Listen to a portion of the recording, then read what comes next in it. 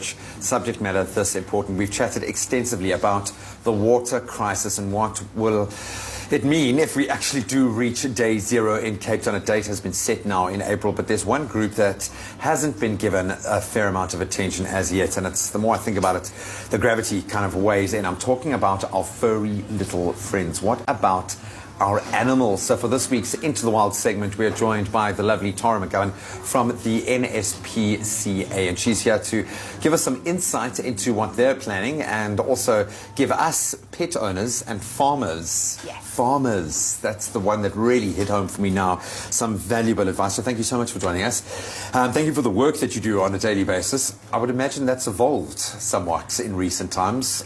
Has your role changed with the current climate? Definitely. I think, the SPCA around the country is always facing challenges and obstacles. So it's something that our staff are definitely able and equipped to deal with. But with the drought over the past few years, we've definitely seen an increase in animals in need, people struggling in rural communities, and definitely an increase in people surrendering their animals because of economic conditions and the fear of what do they do when they run out of water. So for us, it's really important to educate the country that your local SPCA is there to help you and support you in this time of crisis. And it's a crisis on all fronts, and I think that's something that we've got to take on board, but know that there are ways that we can deal with this, and we haven't run out of water yet.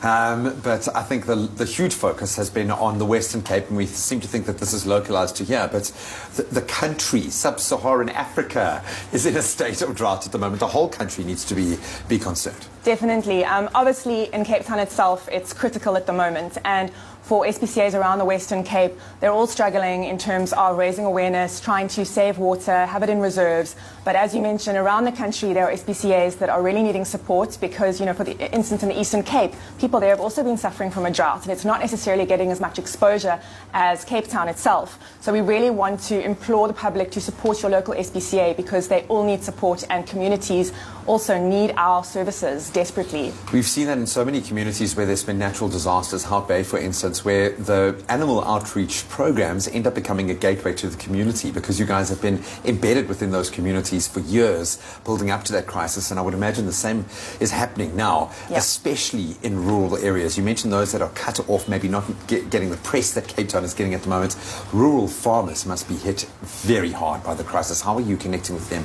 Definitely. The NSPCA in particular has a farm protection unit. So their inspectors travel all around the country, making sure that rural communities and farmers have the support that they need. Very often in disasters like this, I think people who have the means are often thinking about domestic animals, but we have to really consider farm animals. They're huge animals, they need a lot of resources to survive, and very often it's commercial farming that gets a lot of exposure because obviously it's a huge industry. We have to think of these smaller communities where people's livelihoods are at risk, and it's up to the public and SPCAs to really go out into these areas, connect with these people and offer them the education and the insight and the support that they might need, whether it's water in times of crisis or basic veterinary care.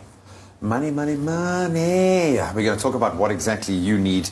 But if you guys have any questions, any concerns that you would like to chat to us about, 021 430 9881.